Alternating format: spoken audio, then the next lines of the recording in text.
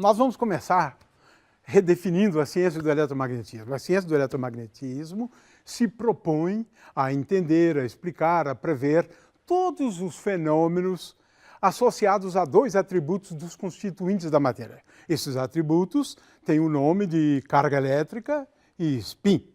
Mas o que é carga elétrica e o que é spin? Bom, agora a coisa complica. Porque, na verdade, nós não temos uma teoria que consiga, por exemplo, prever a carga elétrica do elétron, nem prever a carga elétrica do próton, nem prever a carga elétrica do nêutron e assim por diante. Ou seja, a carga elétrica e o spin dessas partículas, né? O fato é que carga elétrica é um conceito fundamental. Nós dizemos que os objetos são dotados ou não desses atributos, carga elétrica e spin. Uma teoria que se propõe a descrever as interações fundamentais, conhecida como modelo padrão, ela contém um certo número de parâmetros e nós podemos expressar a carga elétrica em termos desses parâmetros, mas esses parâmetros são desconhecidos, de forma que não temos uma teoria para explicar as cargas elétricas. Existe a tal teoria de tudo. Dizem que no futuro vão explicar isto. Por que o elétron tem a carga que tem? Porque o próton tem a carga que tem. Mas isso é uma questão para o futuro. De forma que entender carga elétrica, na verdade, nós não entendemos bem. Sabemos que os objetos têm carga elétrica. Por que sabemos? Porque, mediante esse atributo, os corpos que são deles dotados são capazes de exercer forças. Exatamente, forças. Então, através dessas forças, nós podemos, em princípio, determinar cargas elétricas. Agora, é claro que carga elétrica é uma grandeza física que é medida. Medir é comparar. Logo, precisamos de uma unidade de carga elétrica.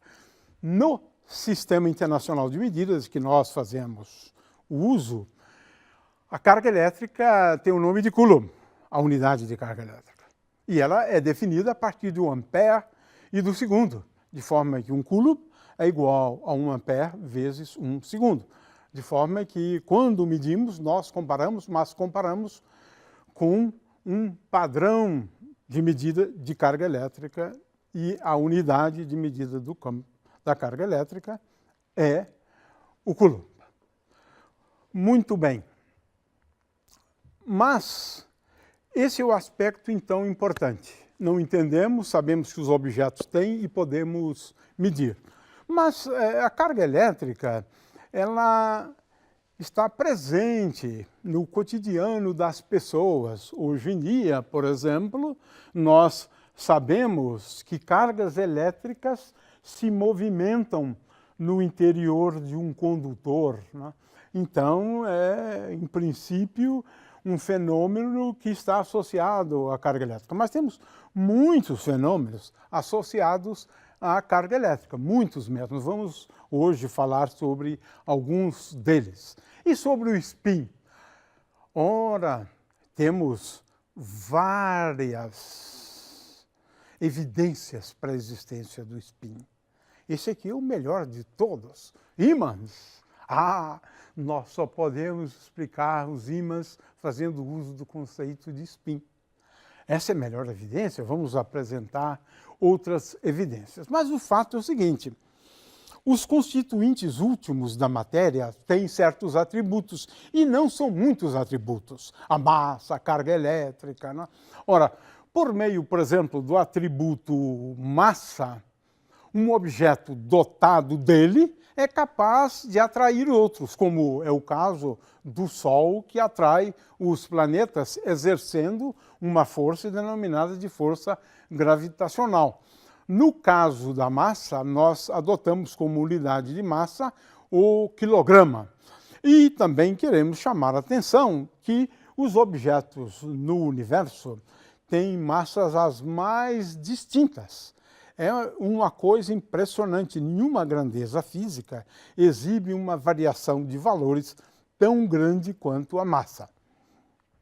Ora, Newton descobriu a lei que rege os fenômenos associados à gravitação. Na verdade, Newton enunciou a lei da constante da gravitação, ou melhor, Newton enunciou a lei da gravitação universal.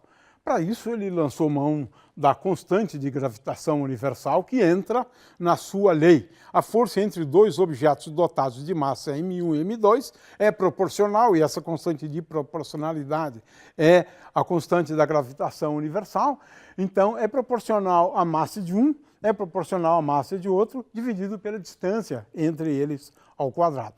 Essa foi uma grande realização de Newton, ao explicar, por exemplo, por que a Terra exerce uma força sobre a Lua, porque Newton procurou estudar muito o movimento da Lua, né? E observando então o movimento da Lua e comparando com o movimento dos objetos que caem sobre a superfície terrestre, Newton deduziu essa lei, a lei da gravitação universal.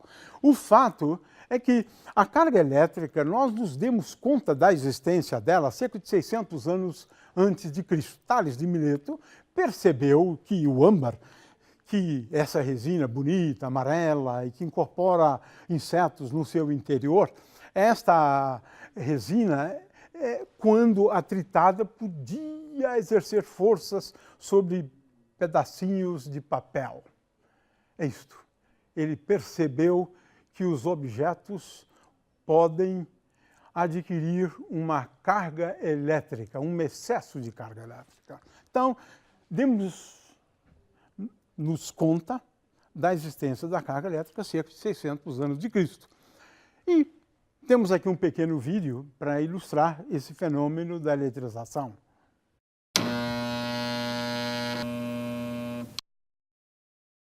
Neste vídeo utilizaremos canudinhos de refresco, papel toalha e uma garrafa com água. Com esses objetos, iremos demonstrar exemplos de eletrização por atrito. Quando esfregamos um canudinho com papel, fornecemos energia suficiente para a eletrização. Isso acontece pois o atrito do canudo com o papel é como se arrancasse elétrons de um dos materiais e passasse para o outro. O material que perdeu elétrons ficou eletrizado positivamente, enquanto o que recebeu elétrons ficou eletrizado negativamente. A prova de que o canudinho está eletrizado é que ele é atraído e fica grudado na parede. Quando um corpo está eletrizado com excesso ou com falta de elétrons, ele tenta reestabelecer o equilíbrio buscando se neutralizar. Por exemplo, se o canudo estiver carregado positivamente, ele atrai as cargas negativas da parede e por isso fica grudado nela. Se neutralizamos novamente suas cargas, passando a mão neste canudo, ele perde essa eletrização.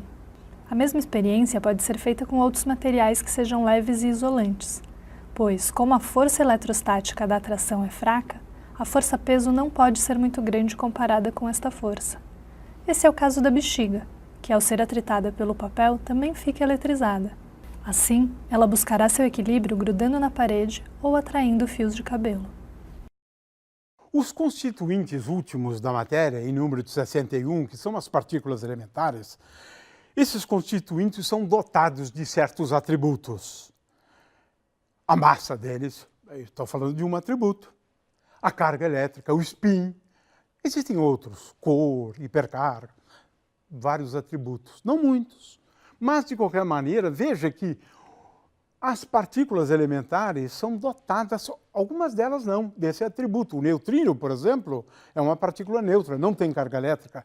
As demais partículas, por outro lado, têm cargas que podem ser expressas, no caso de algumas, como frações, 2/3 e 1/3 da carga do elétron.